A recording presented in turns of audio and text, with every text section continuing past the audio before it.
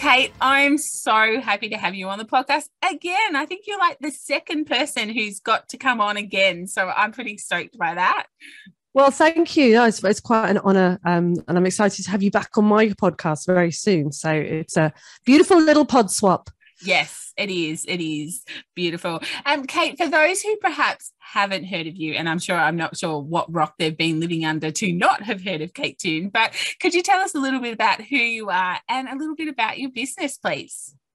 Yeah, so these days I'm the founder of Stay Tuned Inc., which sounds very exciting. I need to get some business cards. And really that's the collaboration or the collection of all my little businesses. So I've got one business that teaches copywriters how to be better copywriters. I've got another business which teaches small business owners and e-commerce stores how to do SEO, please the Google gods. And then my core business at Kate Toon is my digital marketing membership, where I teach people how to use lots of different digital marketing tactics to build a successful business. So yeah, these days I'm kind of at the helm. I've got a little team helping me out, but I don't have any clients anymore. It's all memberships, courses, templates, events, that kind of thing. So supposedly passive income, although you and I both know there's no such thing. Yes, and I giggle at the word of passive income. Absolutely. How long have you been in the game for? How long have you been building your empire for? Well, I worked in I had a bit of a head start because I did work in advertising before I became a solopreneur. But I started my business in 2009. And for the first 5 or 6 years, I was a copywriter. I was going to say just a copywriter, but I shouldn't use that word just. No. So I was a copywriter working with, clients, big brands, small businesses. And then around about 2016 is when I started to build my other bits and bobs, the Clever Copywriting School, the courses. And I finally kind of gave up copywriting for clients about 3 years ago. Although interestingly, in the last year, I took on 2 clients just to keep my hand in, and also to test some of what we're going to talk about today, the sales page copy. I wanted to test it in a real live environment with a real live client, and just make sure that my process and my best practice ideas actually worked in real life. Yeah, I love that. And I think that's what all good marketers do. We are testing and measuring things and using our clients sometimes to help us, so the metrics aren't skewed for sure. So yes, I would love to talk about sales pages with you. I think it's something that I don't think enough small business owners put energy into or thought into. It's kind of, I just want to sell this, so this is what it just needs to look like. But I gather that there really would be quite a formula towards creating a really good conversional sales page. Yes. I mean, I think even copywriters are frightened of sales pages. Yeah. So if a client comes to us and wants a sales page, there's a kind of imposter syndrome that a lot of copywriters have, because there is a clear connection between what you write, how it's designed, and how many sales you make. The ROI on a sales page is pretty clear. Unlike blog posts where, it's about engaging and informing and entertaining, and there might be a sale. With a sales page, good or bad, you can drive sales or you can drive them down the toilet. So I think if small business owners are worried, copywriters are worried too. And I think a lot of writers overthink it and think there's some kind of magical juju to writing a sales page. But as you just said, there's a process, there's a structure, there's pretty much a tick list of elements that you need to include. And that's what we're going to go through today. Yeah. I was interested you used the word design. How much of an element is design in it as opposed to copy?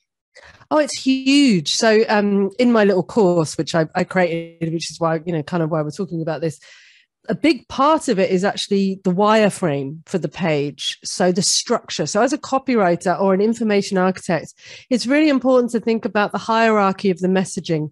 And this is where a lot of sales pages get it wrong. Like they're shoving testimonials up right at the top of the sales page. We're not ready for that yet.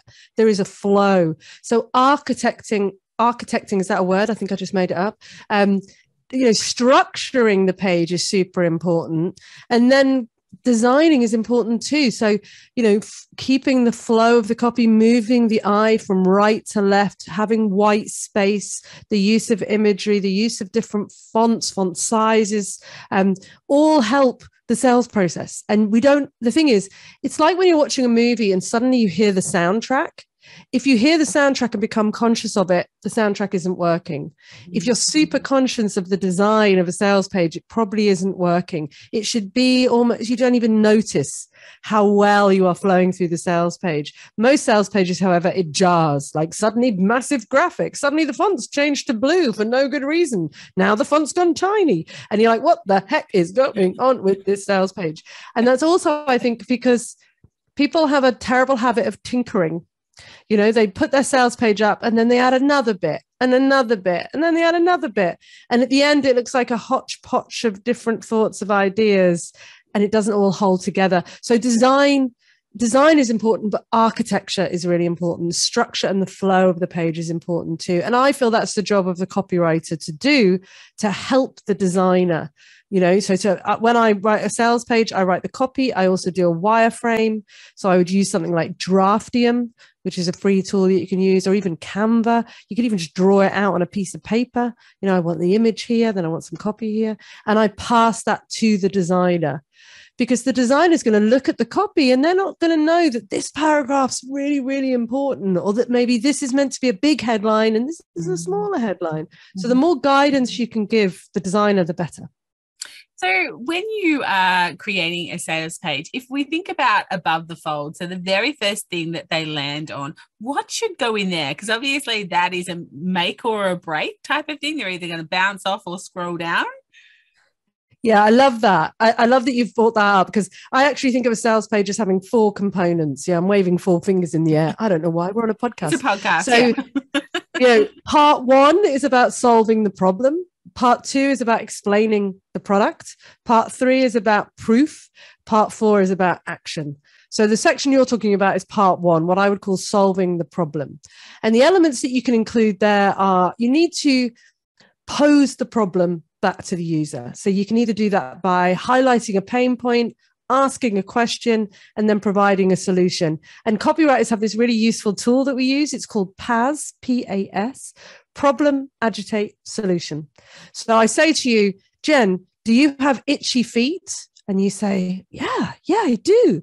Then I agitate that problem by saying, and it's embarrassing, isn't it, in public when you're always bending over to scratch your feet and people are noticing and you don't really want to go out because you're so embarrassed about your itchy feet. And you're like, oh my God, yeah. So I've given you the problem, I've agitated it. Then I give you the solution. Well, here we go. New itchy foot powder takes away all the discomfort, all the embarrassment, and makes you love your feet again. Boom, problem, agitate, solution.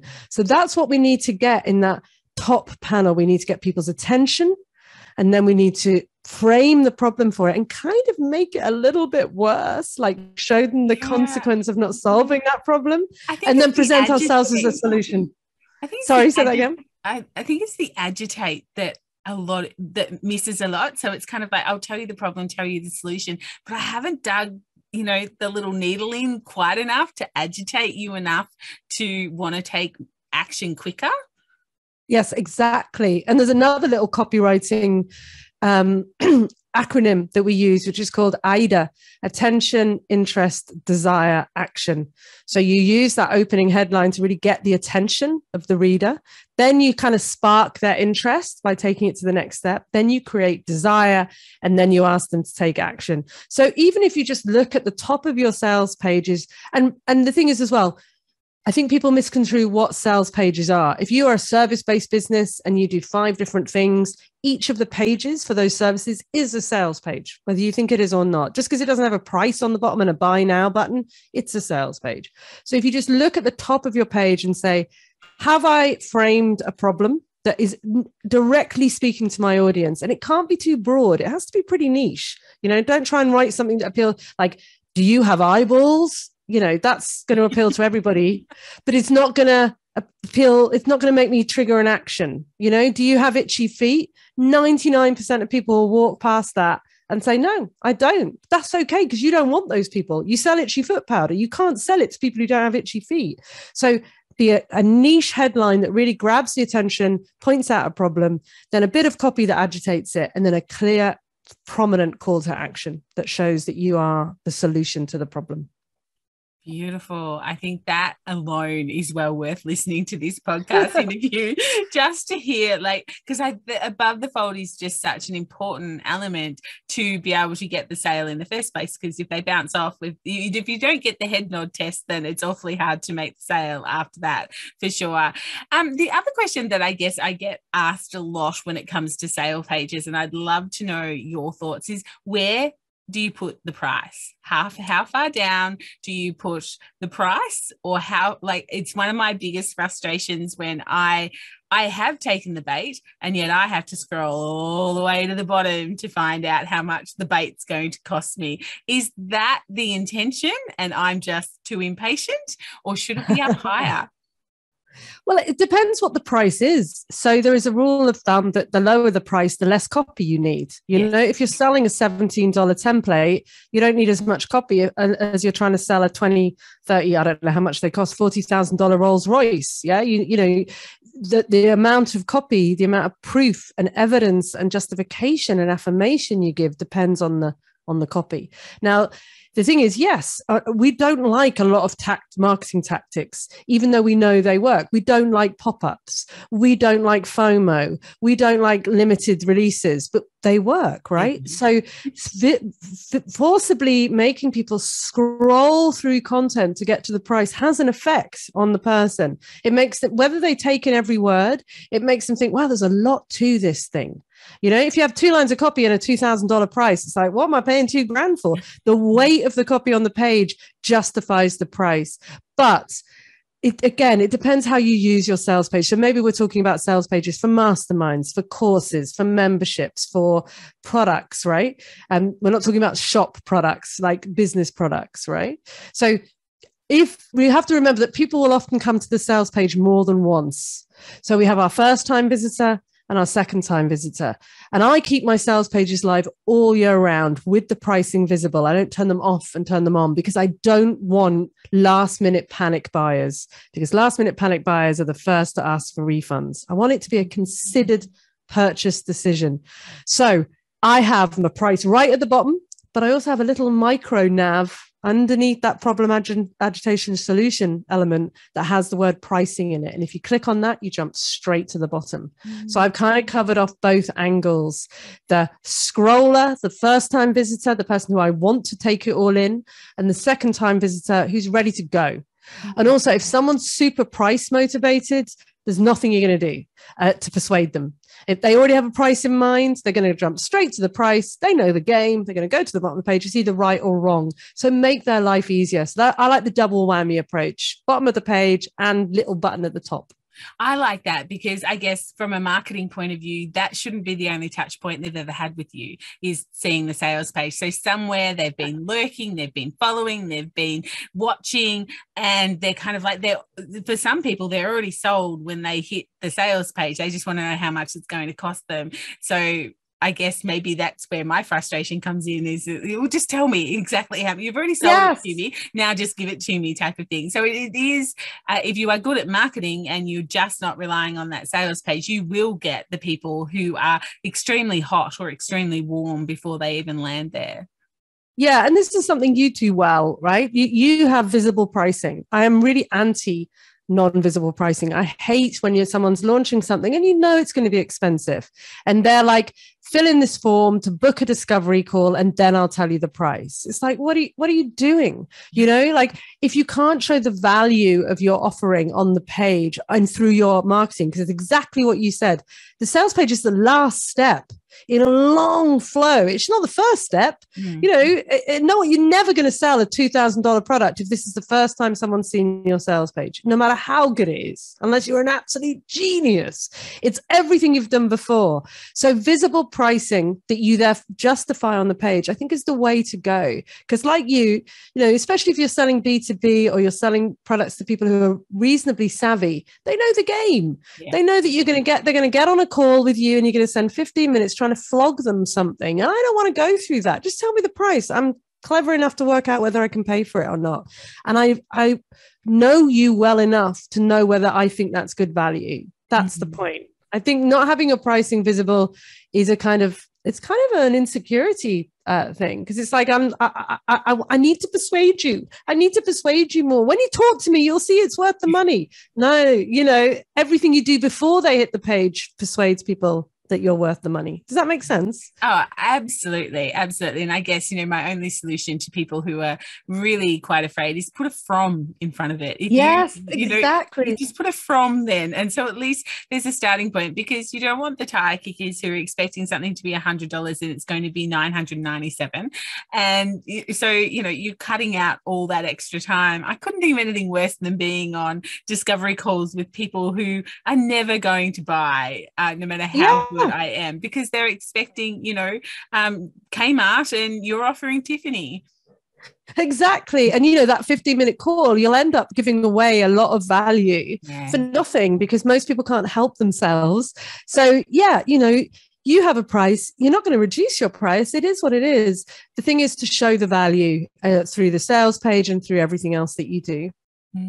What other sort of mistakes do you see people making with their sales pages, or any tips that you one or two more tips that you can give people as they're, I guess, doing their wireframe for a sales page?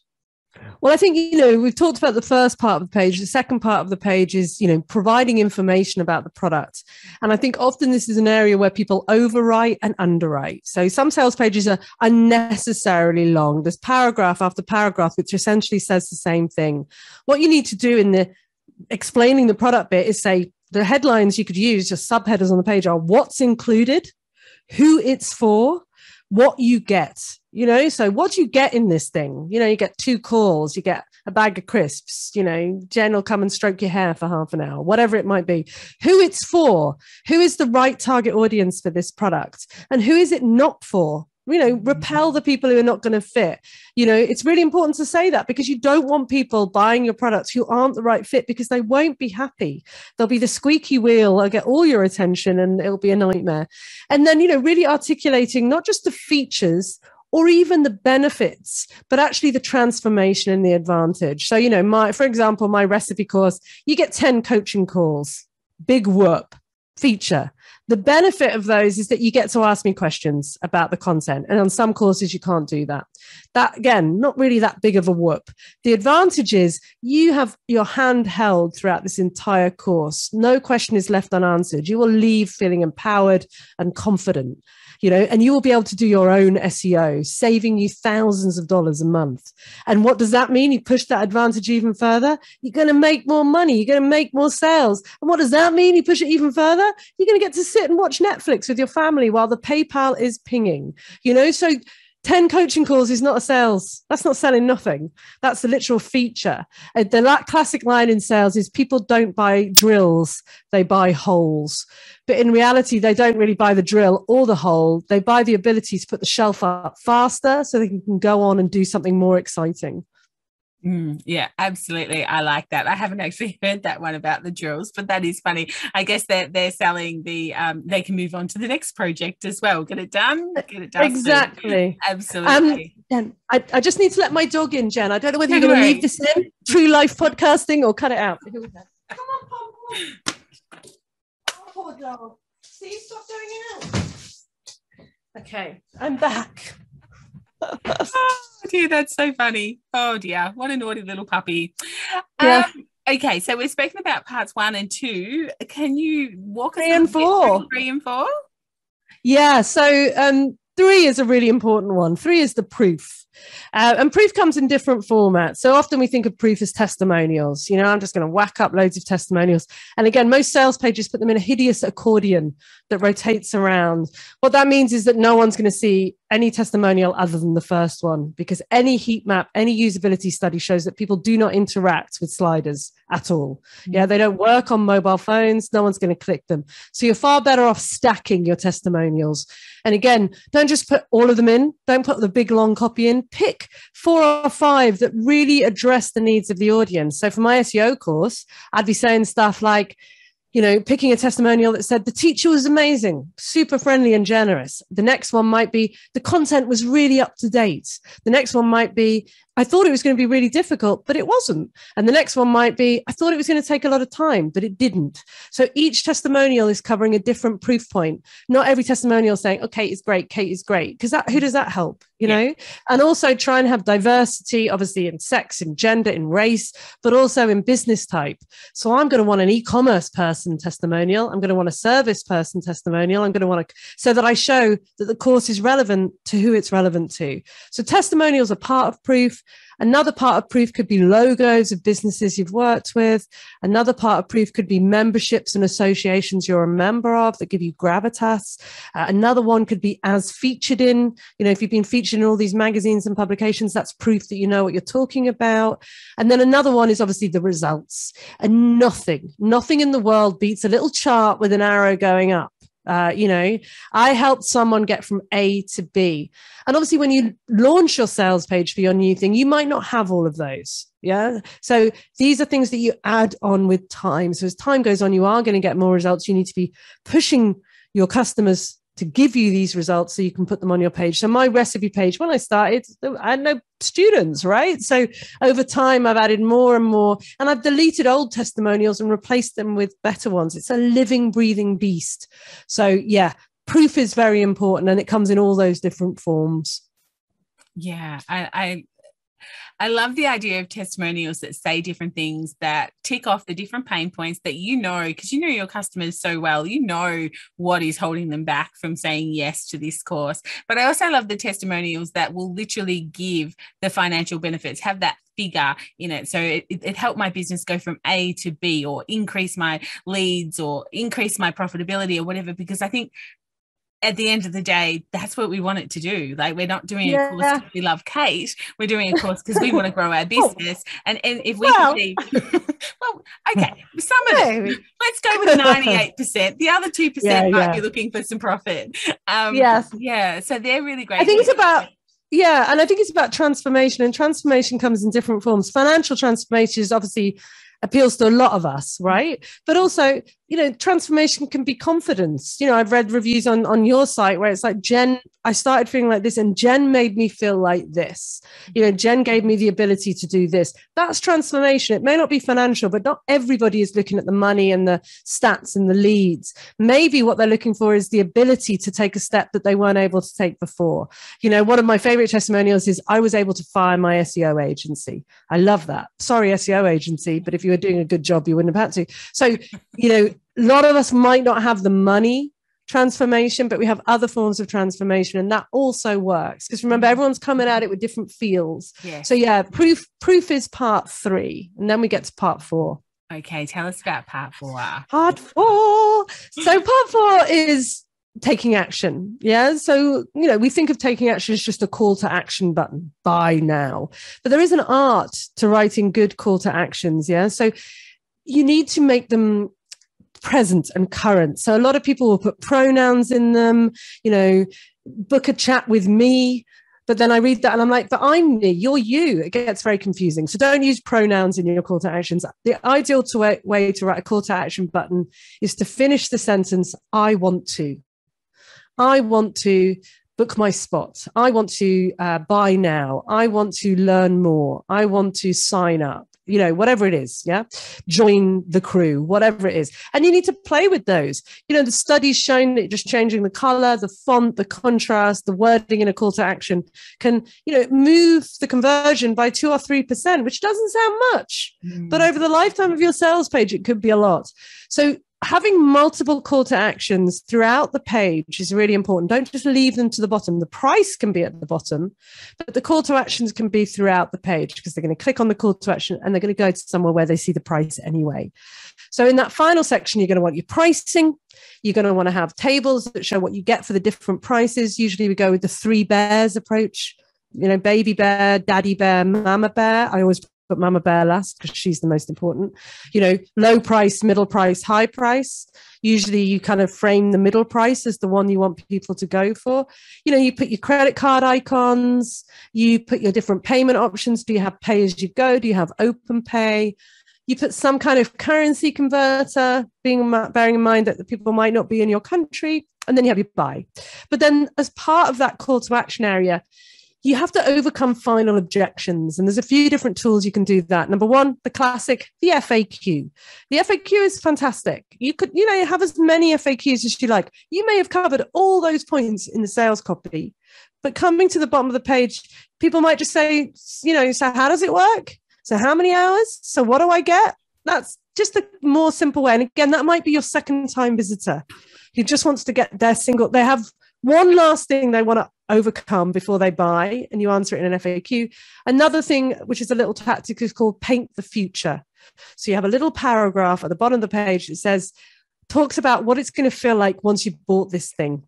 So imagine never worrying about emails saying that your SEO is bad ever again, just being able to delete them. Imagine never having to pay an expensive SEO agency to work on your site. Imagine traffic coming to your site every day with very little effort and getting conversions from your site while you sleep. That's what the recipe for SEO success can give you. Boom. Get that emotion, get the heartstrings, paint that picture of the future. And as long as you're not over claiming, that's absolutely fine. So that's kind of part 4. And then there's a final part 5, a little bonus tip. Have we got time for it, Jen? Yeah, we certainly have. So this classic marketing tactic is scarcity. We talked about it at the beginning. And there's nothing wrong with scarcity. So scarcity pushes people over the line. I have evergreen courses and I have courses that launch. And I tell you, the evergreen courses do okay. The launches do amazing, because if it's available all year round, you think, well, I can get this anytime. Some kind of scarcity just pushes people who were already willing to buy to make a decision, to get off the fence. So the usual scarcities are price-based, early birds, limited time only pricing. They are limited numbers. So you're only going to take a set amount of people. They are limited bonuses. So in this round, you get this and we're not offering it again. All of those are fine. I wouldn't do all of them because it can be a bit overwhelming. I'd pick 1 or 2 and then you have to stick to it. Yes. So I only take 80 people. I know. That's I take my 80. thing. I hate it drives me when crazy. people lie about this. Yes. I went to some webinar platform that I won't name, and it had a 24-hour sale. You're only going to get this price today, countdown. And I was, debating getting it. I thought, wow, well, it's such a big discount. I'm going to get it. I went back to the site the next day and the clock had just restarted. So the same. And it left such a bad taste in my mouth that I eventually left that platform and went to use the one I use now, Webinar Ninja, which didn't have any FOMO, any scarcity. It was just happy to be what it was. So you don't need to, I don't do early birds. The only thing I do is limited spots. And it is painful for me because I take 80 people and, there'll be 81 and I'll have to say, I can't do it. Because if I take you, it makes everything I've said a lie and you'll feel good that you got on the course, but it's just not right. And yes, I know that they could then go off and do someone else's course, but I have to have the faith that they may wait for the next round, because there's no point, if it just undermines your brand completely. So some kind of scarcity does help push people over the line. Yeah, absolutely. I think that's just how humans think and how we tick. And we just sometimes just need that final push because we are all busy. So we are going to need to find time. We haven't probably got time to do this course. It's something that we want to do. So therefore we need to block out time. So maybe sometimes we do need the final push, but it is one of my biggest pet hates, and calling myself a marketer makes me icky sometimes because I think people think of marketers, like that are kind of, oh, they say this, but is it really true? And I'm like, well, for some of us, it really is. It's kind of a real value. And I guess I align myself with people who have the same value in that. And it really cheeses me off when it's not true, for sure. But I think people are pretty savvy these days and I think they see through it. And, while you may be able to use that false scarcity a couple of times, I'm in a lot of forums, as are you. And, you get the word on the line is, yeah, this person said this and it wasn't true. What goes around comes around. So, yeah, you might be able to trick people a couple of times, but you won't be able to long term. At the end of the day, marketing and sales, can seem sleazy sometimes. It can seem sneaky. But most people like buying stuff. They want to buy stuff. They have a problem. You have the solution. They have a disease. You have the cure. And when they come to your sales page, if you've done your other marketing right, they're really looking for affirmation that the purchase decision they're about to make is a good one. Yes. You know, they're looking for you to overcome any final objections and to make them feel good about buying something that they want to buy. So if you think of it that way, you're not being sneaky and using tactics and manipulating people. You're helping people understand what you sell, explaining it thoroughly, making it clear that it's not for everybody, and then giving them permission to buy. If you do this well, then you will have no refunds. For my recipe course, I've only ever given 2 refunds, and that's out of 1,300 people who've taken the course, and both of them were because of life issues, like they had a life crisis or whatever. None of them were because of money or because of issues with the course, and that is because I don't overpromise. In fact, if anything, I underpromise, and then they get in and they're delighted. So yeah, it's not about being sneaky; it's about being sincere, I think. I think so. And again, I think it comes down to all your other marketing as well. They know you and they know they're aligned with you before they even hit that sales page, for sure. Kate, I just have one final question. I'm not quite sure whether you can answer it or not, but conversion rates, like when you look at a sales page, how much traffic you push there, how much traffic you get there versus how much you convert. You said, changing things could increase like by 2 or 3%, but I would have thought that was quite a big number considering what the conversion rate probably is for a sales page.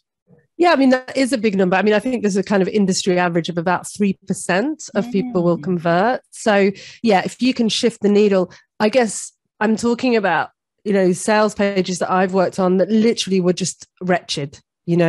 Utterly wretched. And so you're going from like 1 or 2 sales to 5 or 6. So it is a big increase. Yes. So when you get to the pointy ends, like with my sales pages, which I've worked on, I'm not going to move the needle that much. There's only so much more I can add. Like with my recipe sales page, I'm actually starting to strip out some elements now because it's just got too unwieldy. It's too big.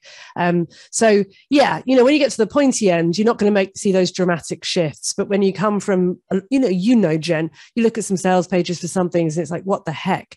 And a lot of the time with the members of my communities, I do these reviews of their sales pages. A lot of the time it's like, can we just delete 50% of this? You've already said that. Like you've talked about what the problem you're solving 8 times on the page. What I got it the first time, unless you're coming at it from a different angle or you're talking about a different problem, don't keep repeating yourself. So, I'll give Jen a link. I'm selling things. There's a very cheap checklist on my site. It's called the sales page checklist of just ticking off one of each of these elements. 1 problem, agitate, solution. 1 features and benefits. 1 who it's for. 1 about. 1 proof. And if you just tick off those and then leave it and see what happens and see how many sales you get, and then gradually add things. Your sales page should be iterative, it should be evolving, and you should keep a good eye on it, because a good sales page, could make you millions of dollars if you get it right. Yeah, I like that. But I just thought it was really just something I wanted to talk about, because people, think, well, I get all this traffic and 50% of them are gone. I'm like, well, if you can get a 50% conversion rate, then you have to teach me what you're doing. Oh my God. Yeah. 3% is the industry average. So anything over that, you're winning. Yeah. Beautiful. Kate, this has been so good. You are a wealth of information of so many things, and not the least of which is sales pages. I can't thank you enough for coming and sharing all your wisdom and gold today with my audience. Thank you so much. I look forward to having you back. Yeah, that would be lovely. And if someone wants to get in contact with you, what's the best way? Where's the best place to find out more about you and your courses? So katetoon.com is kind of my hub site where you can kind of launch off into all the different various websites, bits and bobs that I have. Beautiful. Okay. I will put a link to that and your checklist in the show notes. That would be great. Thanks so much again, Kate. Thank you.